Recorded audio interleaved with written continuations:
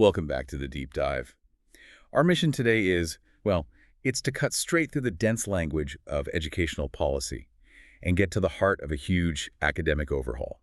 A really sweeping change happening right now in India. Exactly. We're diving deep into the University Grants Commission's, the UGC's guidelines for weaving what they call Indian knowledge systems, or IKS, into college degrees. And this is all mandated right from the top under the National Education Policy 2020. Okay, let's unpack this. When the policy talks about Indian knowledge systems, what are we actually talking about here? It's a really comprehensive definition. I mean, it covers all systematized disciplines of knowledge from ancient times. So not just philosophy. Oh, not at all. It includes traditions, practices, things that have been preserved by all sorts of communities across India, even tribal communities. It's codified knowledge, science, arts, humanities, you name it. And the goal of the policy, the NEP 2020, is pretty explicit, isn't it? It is. The stated goal is to nurture and preserve the legacy of scholars, like the surgeons Charaka and Susruta, or the mathematicians Aryabhata and Bhaskaracharya.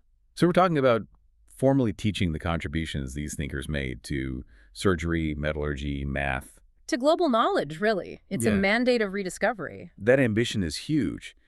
But, ambition is one thing, implementation is another. Right. So let's get into the mechanics. The UGC governs pretty much every major college in India.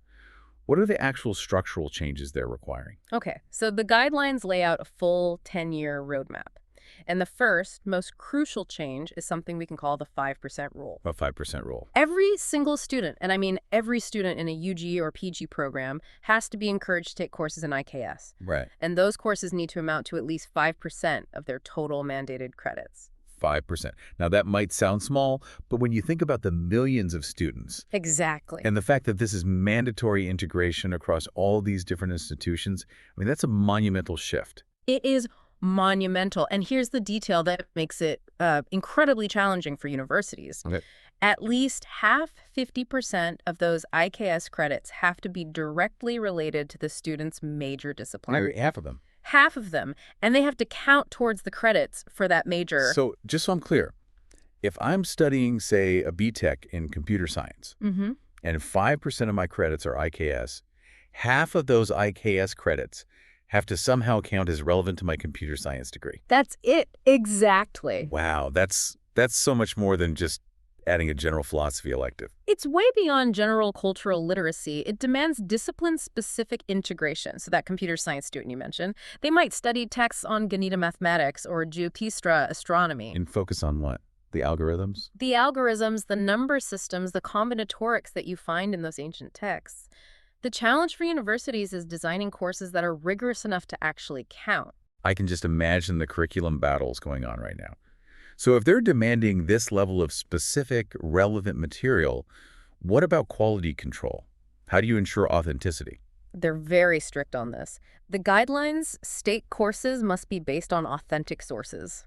Meaning primary source texts, historical accounts, inscriptions, rigorous sociological records, not just, internet summaries or pop history versions. And there was another point about continuity, right? A huge emphasis on it, yes. Faculty have to explicitly teach how these knowledge systems were not just ancient history, but remained vibrant and developing all the way up to the 18th or 19th century. So it's actively countering that narrative that these traditions just faded away. Precisely. It connects Aryabhata to 19th century advancements, which gives students really important context. And the language barrier. A lot of these texts are in Sanskrit. They've thought about that. Instruction can be in English, Sanskrit, or other Indian languages. But, and this is key, any technical terms from Sanskrit sources must be given in both the original Devanagari script and in English transliteration. So you're encountering the foundational vocabulary directly. You are. You're not relying on a translation that might, miss the nuance. Okay, here's where it gets really interesting for me. The foundational course. Ah, yes. Every single undergraduate has to take one. And when you look at the sheer breadth of fields they suggest, I mean, how does it all fit? It's like an entire intellectual history tour in one course. It is. It's designed as a foundational grand tour. It starts with concepts of time, space, the very purpose of knowledge itself. The goal is to show how interwoven all these IKS disciplines really are. Let's just pick out a few categories that show how broad this is. For example, they talk a lot about language sciences. They do. They dedicate significant space to it, citing the Just the incredible sophistication of Parinih's Adhyaya. It's a text on Sanskrit grammar, but it's more like a piece of software. Yeah. It uses rules that still impress modern linguists. And they also mention the Varnamala classification of sounds, which is based on how you physically produce them in your mouth.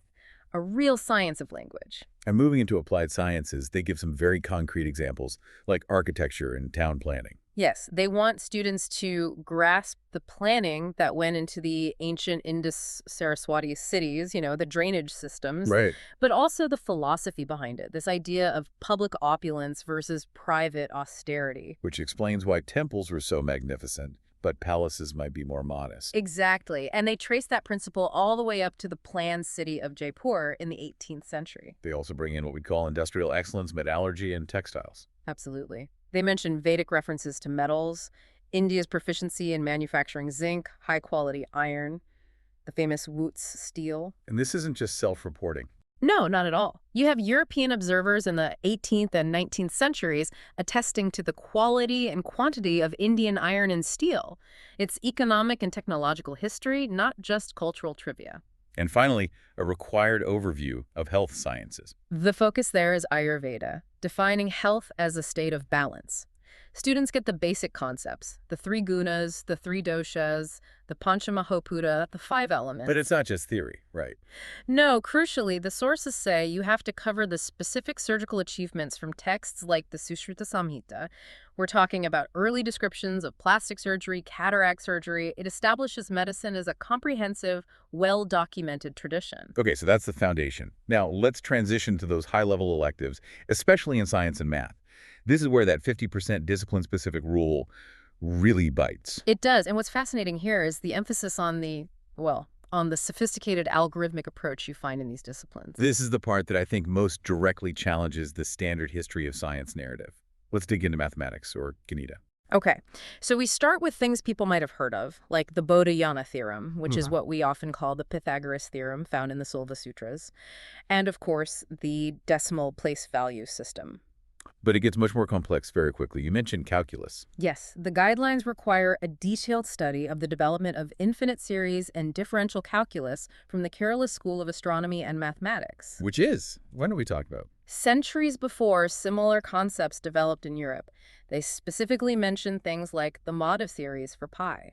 So an engineering student today isn't just learning about history. They're learning these incredibly sophisticated mathematical methods that predate their Western counterparts. That's the powerful statement being made. Yeah. It's not just they did X in 500 AD. It's look at the quality and elegance of this algorithm. Precisely. Take algebra. They mandate studying Bhaskara's Bhajagati and his solution for what's called the second-order indeterminate equation. His technique, the Cakravala method, or the cyclic method, was incredibly efficient for solving these problems. It's a beautiful, iterative solution that speaks directly to modern computational thinking. And it connects to other fields too, right? This isn't just pure math. Not at all. The study of combinatorics shows this. They highlight the use of the Virahoka sequence, what we now call the Fibonacci sequence, which was used by Pilgala in his work on prosody on the meter of poetry. Wow. Okay, so from math to astronomy, Jyotiṣāstra. The rigor just continues. The emphasis is on understanding these vast scales of calculation.